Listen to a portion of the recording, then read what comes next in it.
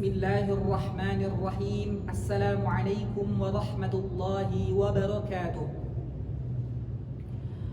Hamdan wa syukran lillah, salatan wa salaman ala rasulillahi, amma ba'd. Kaum muslimin rahimakumullah.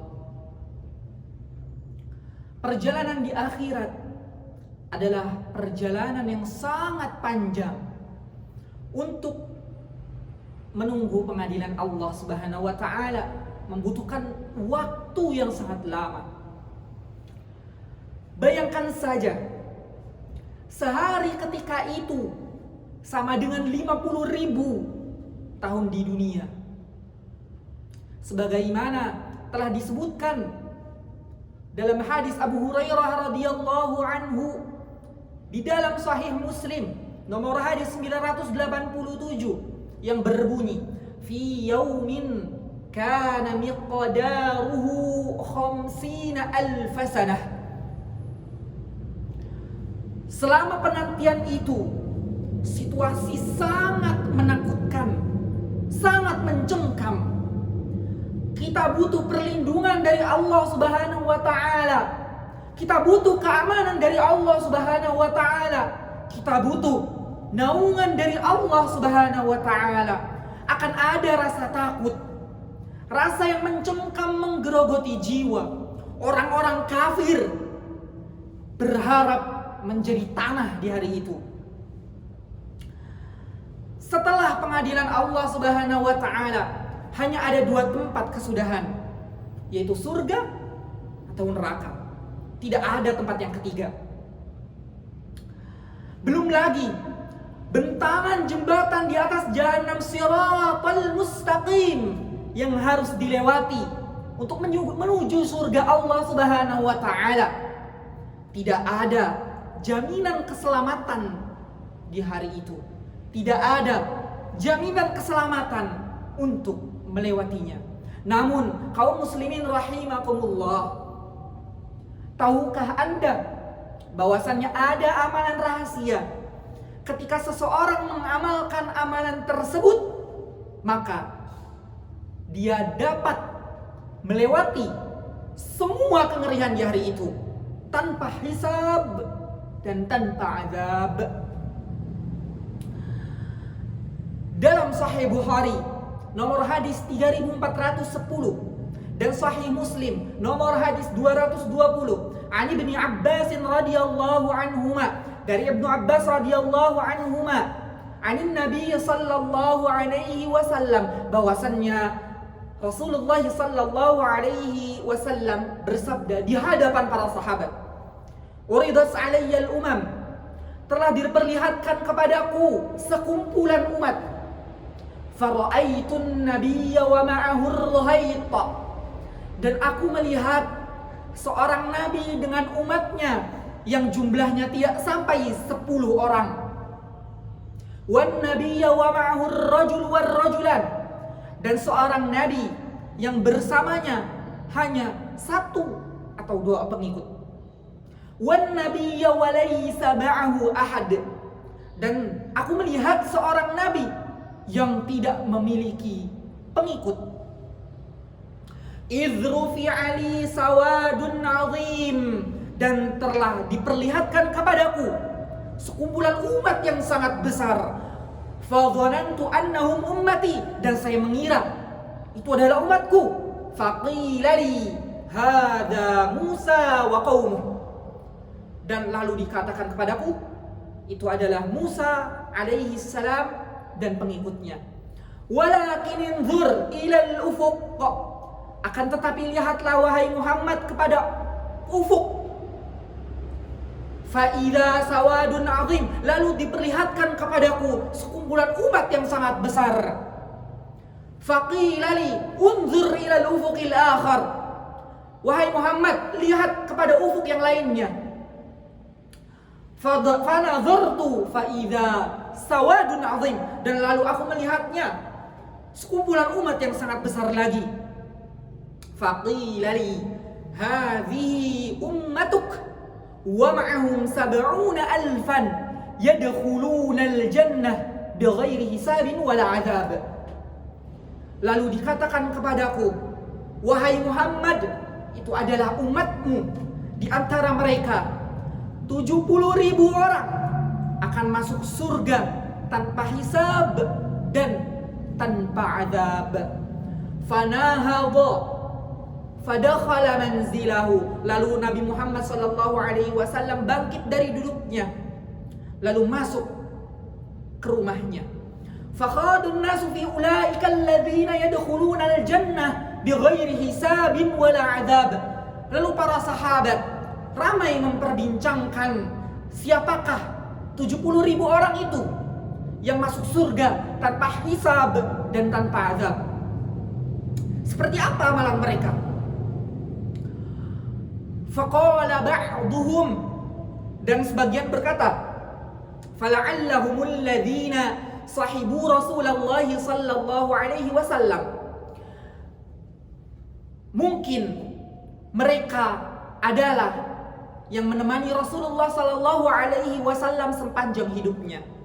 Wa qala ba'duhum, dan sebagian lagi berkata, fala'allahumul ladzina wulidu fil Islam wa lam yusyriku billahi syai'a.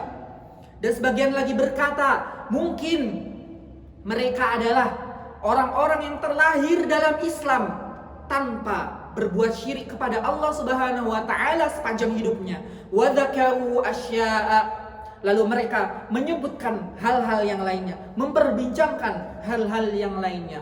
Fa kharaja alaihim Rasulullah sallallahu alaihi wasallam. Lalu Rasulullah sallallahu alaihi wasallam keluar menemui mereka, menemui para sahabat. Faqal mal ladzi takhuduna fihi. Lalu Rasulullah sallallahu alaihi wasallam bersabda, wahai para sahabat, apa yang sedang kalian bicarakan? Fa akhbaruh. Lalu para sahabat memberitahu Rasulullah sallallahu alaihi wasallam apa yang mereka bicarakan. Faqal humul ladzina la yarqun wala yastarqun wala yataqayyun wala yatatayyarun wa ala rabbihim yatawakkalun. Lalu Rasulullah sallallahu alaihi wasallam menjawab atas pembicaraan yang telah ramai di kalangan para sahabat tadi, bahwasannya orang-orang yang masuk surga tanpa hisab dan tanpa azab adalah yang pertama, la yastarqun, orang-orang yang tidak meminta untuk diruqyah, wala yataqayyun, orang-orang yang tidak mempraktikan kai, yang tidak mempraktikan untuk mengobati luka dengan besi panas, wala yatatayyarun, dan mereka tidak tatayyur, beranggapan sial. Misal gegara burung datang, oh saya akan sial. Wa ala rabbihim yatawakkalun, dan mereka senantiasa bertawakal kepada Allah Subhanahu wa taala. Faqama Ukasyah bin Mihsan faqal, lalu Ukasyah bin Mihsan berdiri lalu berkata, ya Rasulullah, ud'u Allah an yaj'alani minhum. Duhai Rasulullah sallallahu alaihi wasallam, doakanlah agar saya termasuk dari mereka. Faqala Rasulullah sallallahu alaihi wasallam, anta minhum. Dan Rasulullah sallallahu alaihi wasallam bersabda, ya Ukasyah, wahai Ukasyah, kamu termasuk di antara mereka. Thumma qala rajulun akhar faqala, lalu seorang laki-laki lainnya, seorang sahabat lainnya berdiri seraya berkata, ya Rasulullah, ud'u Allah an yaj'alani minhum.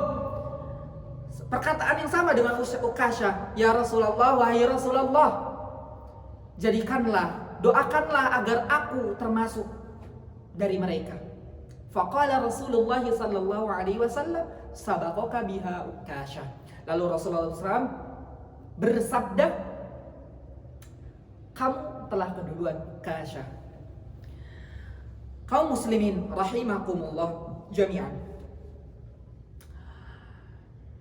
Para ulama telah menghukumi meminta diruqyah adalah makruh.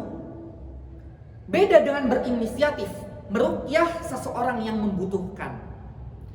Ini termasuk doa dan sedekah yang dianjurkan kepada seorang muslim untuk saling membantu. Ada unsur bersandar kepada makhluk ketika seseorang meminta untuk diruqyah. Selayaknya mereka meruqyah diri sendiri dan memohon doa kepada Allah Subhanahu wa taala untuk situasinya.